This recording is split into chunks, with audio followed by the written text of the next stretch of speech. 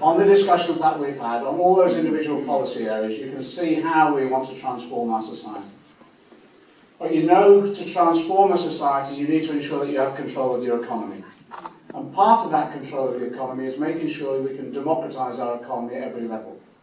And in the discussions that we've had with the Co-op Party and others, when in fact we had one of those conferences up here, it was about how do we ensure that by expanding cooperation we take greater control of our economy. So we've said we'll double the size of the co-op sector within our economy, but actually that's relatively timid.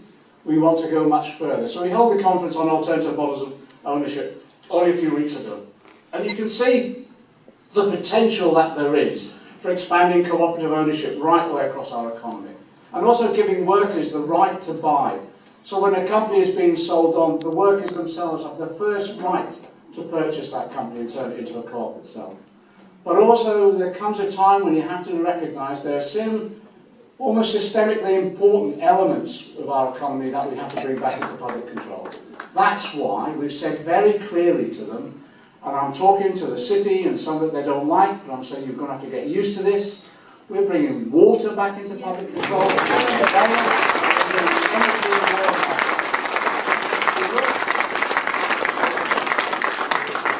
We've said we'll swap bonds for shares, and in those industries, which includes water and Royal Mail and elsewhere, where the workers have got shares as well, they'll get special preferential treatment and they'll be protected. But what will come from that is that we will have services which are, well, basically, first of all, efficient, effective, properly invested in the long term. People aren't ripped off at high prices, and at the same time, they're integrated in a way that enables us to ensure a sustainable green economy. That's the ambition that we have. Now, we've said, I've been going through around 60, there's no tricks up our sleeve. This is what we're going to do. Get used to it. You'll be able to have a decent return of investment when you invest in our economy in the future, but we will no longer tolerate you ripping us off anymore. Simple as that.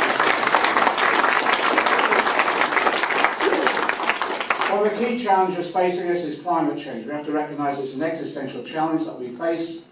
So therefore, what we're now doing, I've appointed Clive Lewis into my shadow Treasury team. He's going to be touring the country over the next 6 months on a green economy tour, talking about how do we drive green economics deep into the heart of government, the Treasury and elsewhere.